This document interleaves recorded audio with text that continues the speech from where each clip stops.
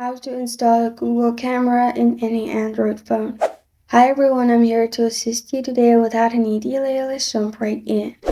First, open Play Store on your device. After you have opened Play Store on your device, click on the search option. Go to your search bar and search GCam. You'll find GCamera. Click on it.